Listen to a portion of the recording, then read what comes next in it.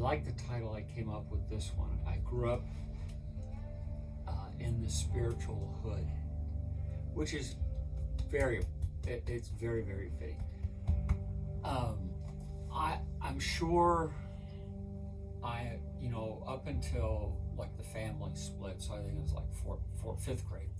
I had and certainly was connected, right? And I think most kids are. And then stuff just happens and it accelerates, and then I truly had no recollection of really spirit at all. I mean, I was just a full born-on human, right?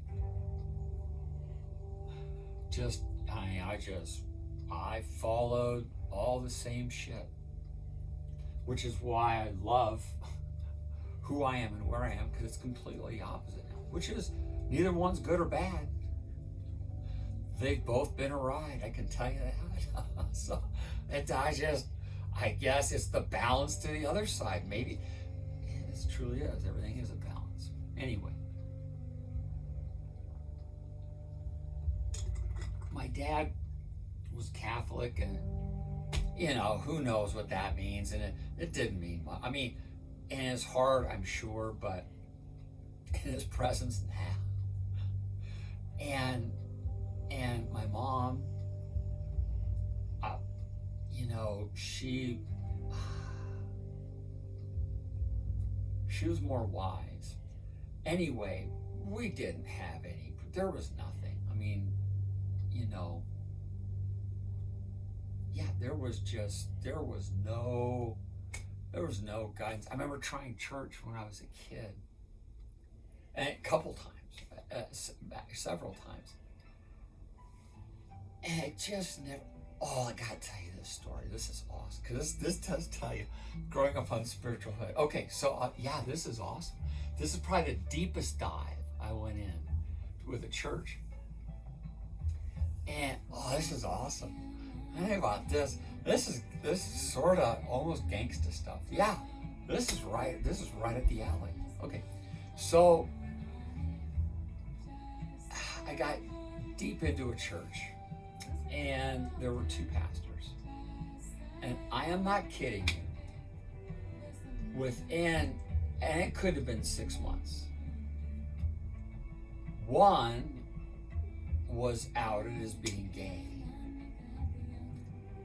and the other one was having an affair with the two pastors. And I was friends with both of them. Oh my God. I mean, it was nuts. So I remember getting up to, and this is before,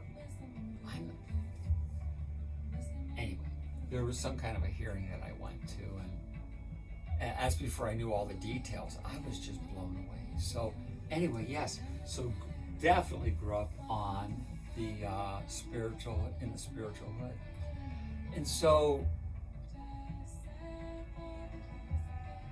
with the energies that came in 2011 or 12 or whatever it was, there were shifts that just physically started happening to me, and it was, things just started. And so that's how it sort of manifested for me. The idea of the spiritual side, the physical stuff, I just couldn't stop. My diet had changed. My interests had changed. It sounded odd, but TV just didn't sound appealing anymore. So things were just changing. I couldn't wear deodorant or antiperspirant because it just broke out, just terrible. Elastic was awful. So there were just like several of these things that just all of a sudden happened. And then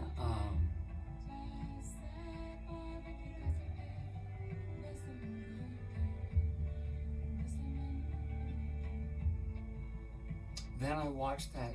The spiritual side didn't come until I watched this little documentary with, I think I've said it before, but it was like a festival, and there's a guy there, and he is laying down like underneath the tree. A girl comes by and she puts this pine cone down by his head, and he wakes up, he sees the pine cone, understands it's there on purpose, or just he said there's no way it could have not, you know. And so he picks up, and his quest is to go through this festival and try to find out where the pine cone came from. And so it came from this young lady, and so she explained to him how it represents the pineal gland. The pineal gland is a gateway to your higher self or spiritual self.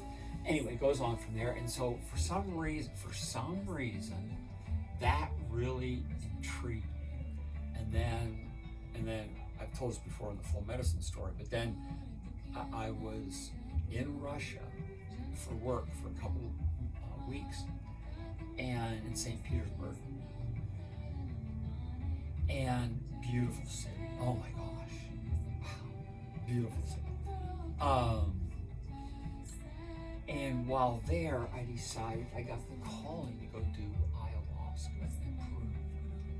And so in mid-August 2025, just 10 years ago, my daughter and I went to Peru. And so, and she was able to witness the ceremonies, not participate, but witness the ceremonies.